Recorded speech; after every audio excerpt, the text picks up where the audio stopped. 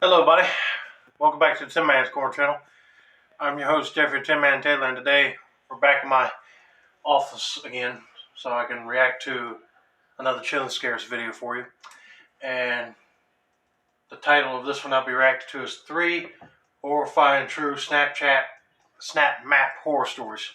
And to be honest with you, I don't know what Snapchat is. I know it's some sort of a app on your phone, but I didn't know if it was like Facebook, Twitter, or one of the other ones.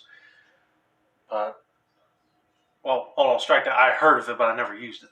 So, without further ado, I'm going to turn the lights off for you guys, point the camera towards the computer, and let's get this reaction on the road. All right, here we go.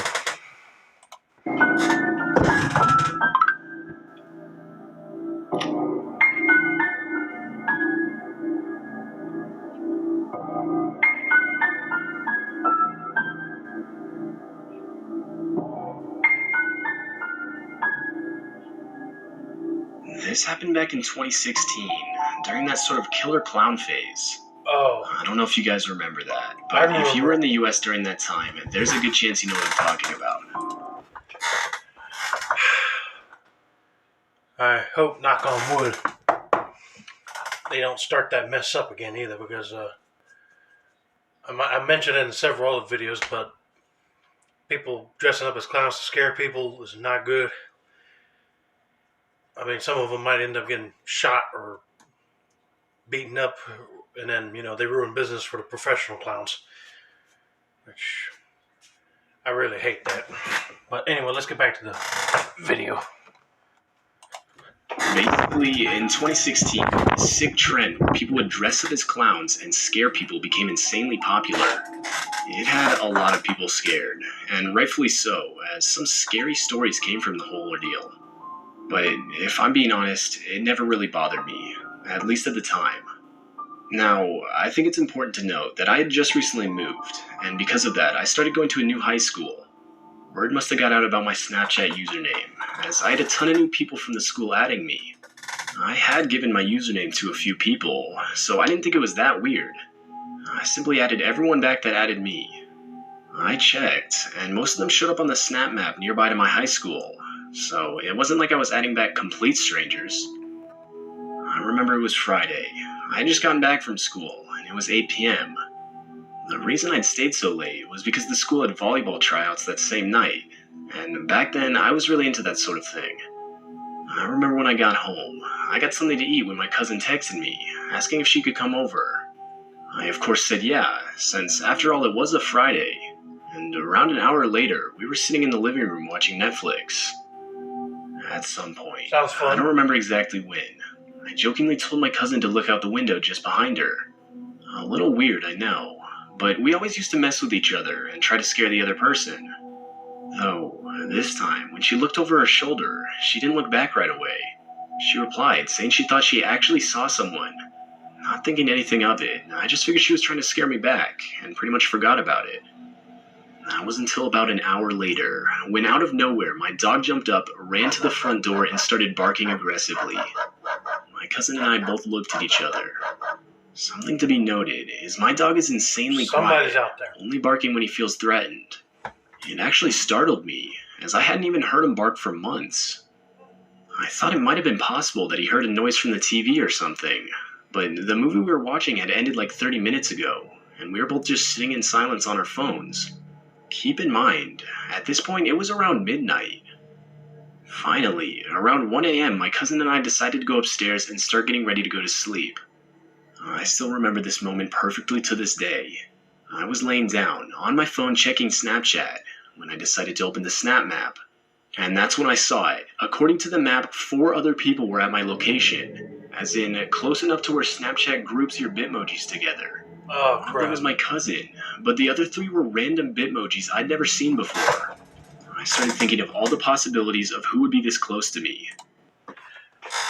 I'll tell you what, it might be some, those creepy clown people that are half Snapchat and they know where you're at. Oh, Lord, this ain't good. I went through all their profiles, but I didn't remember adding a single one of them. I knew I must have at some point without realizing it, as like I said, I had been adding a lot of new people recently. Now a little worried, I told my cousin, and we went downstairs to check and make sure all the doors were locked.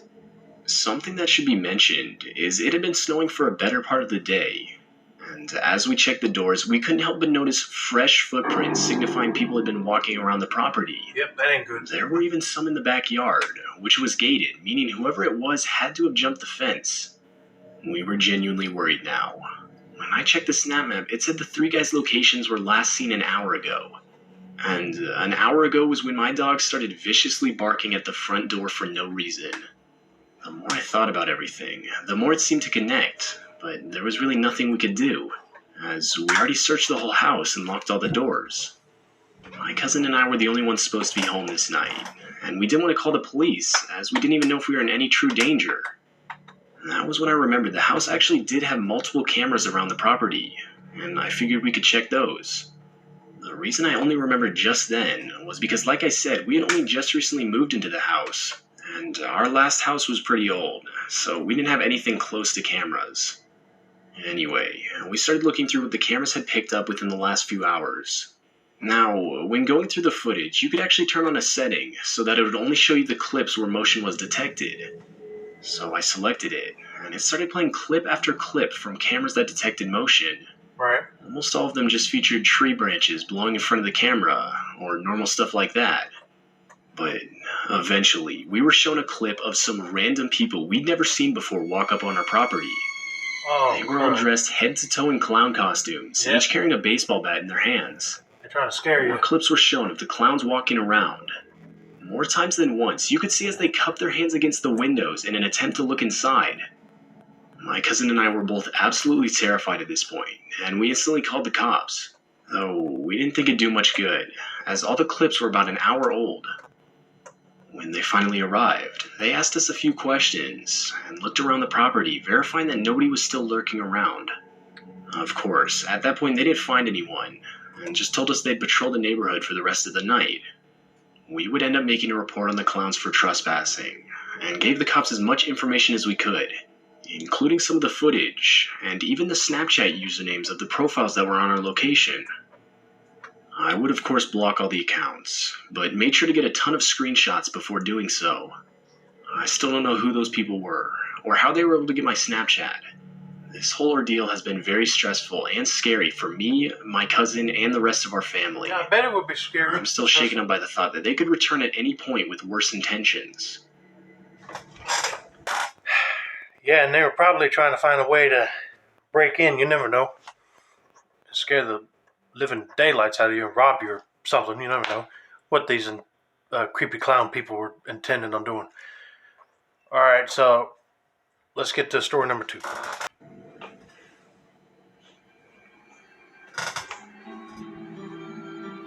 A couple years ago, when I was 15, I was really big into Snapchat.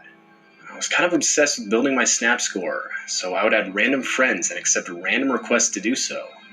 It was pretty weird, I know, but being that young, my Snap score was a number that mattered to me for whatever reason.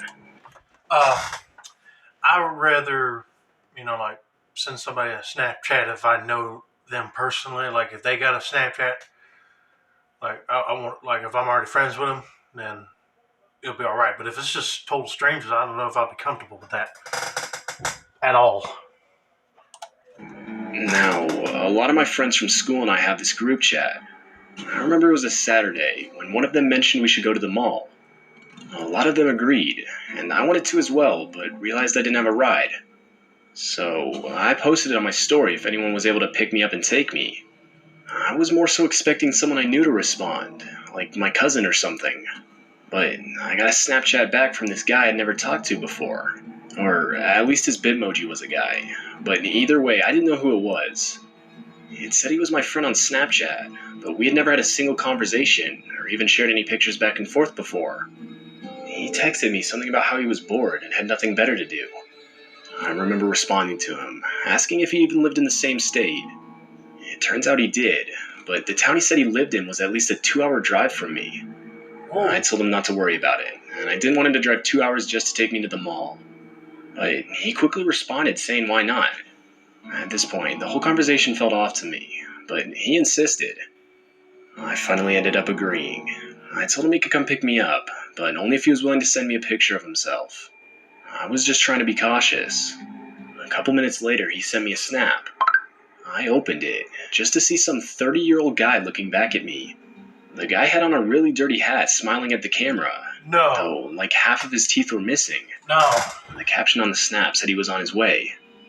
I sat there for a second thinking it over in my head. Well, you better think it good because this guy might be a stalker or a pervert. You never know who will be on the Snapchat nowadays. How did the guy know where to pick me up? He didn't even ask for my address. That's when my heart dropped, realizing I had my Snap Map on, meaning that anyone I had as a friend on the app could easily find my address. I panicked and quickly responded to the guy apologizing, saying I actually had a closer friend willing to take me. Now, obviously that wasn't true, but the fact that this guy was willing to drive 2 hours to pick someone up he had never even met before, just from their location on the Snap Map alone, gave me an off vibe. Plus, the guy looked insanely creepy. Definitely not someone I'd feel comfortable being around.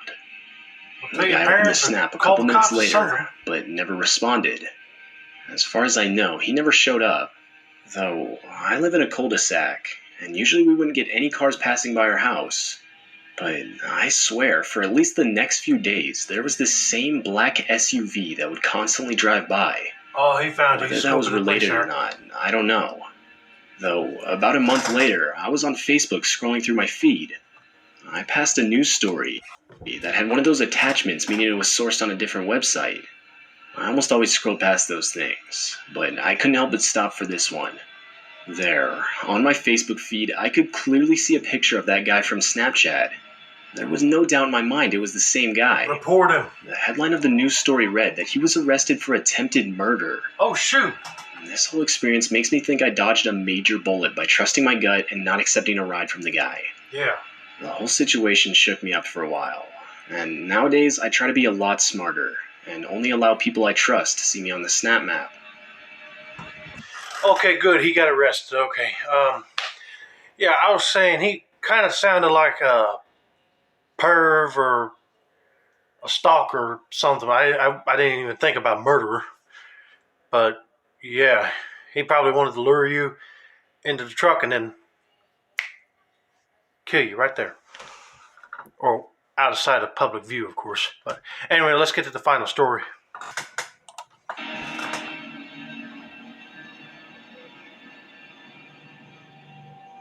I'm a female, and when I was a sophomore in high school, I took a lot of different classes. One of them I don't think I'll ever forget. It was a history class, and the regular teacher for the class had another job on top of teaching. And because of this, we would often get a substitute teacher for the class. It was always the same guy. I would say he was at least in his mid-50s. Nothing ever struck me as odd about him, since, if I'm being honest, I rarely even ever paid attention in that class. That was until one day. I was in the middle of working on a project he assigned, but every time I looked up from my paper, he was just staring at me. Oh, no. Every time I would look at him, he wouldn't even break eye contact and try to play it off either. All right, we got a substitute teacher who's a pedophile. Please, somebody report that to principal. You just can't trust anybody to work in a school system anymore who's, got a clean record. One of the times I looked up, I noticed he had his phone pointed in my direction. It looked like he was taking pictures of me. No. I, of course, was creeped out, but didn't say anything in case I was wrong. Anyway, a few weeks later, somehow, which I still don't know how to this day, the guy found my Snapchat username and added me. I knew it was him too, as he had his full name on the account. I didn't know what to do, but I still regret the decision I made. What? When he had an influence on my grade, I ended up adding him back. A few minutes later, he sent me a snap saying, hey. He had his face in it and everything. At this point, I knew something wasn't right. I took a screenshot of the snap and left him on red. He quickly followed up with another snap, this time a black screen with a question mark as the caption. I again left him on red and forgot about the whole situation. Over the next few weeks, there were multiple occasions where I would check the snap map just to see him not far away. And this would happen anywhere too, not just at school. I would be at the mall with my friends, for example, and see he just so happened to be at the same mall. Or even sometimes at school, when I knew for a fact he didn't work that day. Though, overall, for a solid month, nothing but those supposed coincidences took place regarding the whole situation. Okay, that guy better be shopping at that mall, because if he was just there just to stalk on her, if I was her parent, I'd be furious. Anyway, let's continue on. But of course, a few days later, I would get a random message from him. I could tell it was a chat this time, and not a regular snap. I opened it, and I was absolutely horrified. He sent around 50 pictures of me in pretty much any situation. Some were of me at school, but others, confirming my suspicion about him following me on the snap map, were of me not on school campus. Obviously, I left him on red, screenshotted everything, and blocked him. I instantly told my parents, and they notified both the school and the police. Good. It's been 2 years since the situation. I'm a senior now, and ever since he sent the pictures, I'd never seen him again. I can only assume he was fired, as we actually got another substitute teacher who was really nice. Okay, that's better. Overall, the whole situation was really disturbing. The fact that I had someone following me around and taking pictures of me just based on my location on the snap map for a good month of my life absolutely terrifies me. I deleted Snapchat shortly after the whole experience, and like I said, I haven't seen the guy since, so I'm not entirely sure whatever ended up happening to him. Okay, y'all, that was my reaction to 3 horrifying true snap map horror stories. And I'm glad that girl reported that substitute teacher. Because if he stayed there to work and he kept on doing that to other students, he needs to go. But I'm glad they did find another substitute teacher that was much nicer to them. All of my substitute teachers I had in school were nice to me too, so they know I got the job done work-wise. Anyway, that's going to be it for now. Don't forget to like, subscribe, turn on post notifications for more Chilling Scares reactions like this. This has been another successful installment of the Tin Man's Corner channel. I'm your host, Jeffrey Tin Man Taylor. Sayonara and goodbye.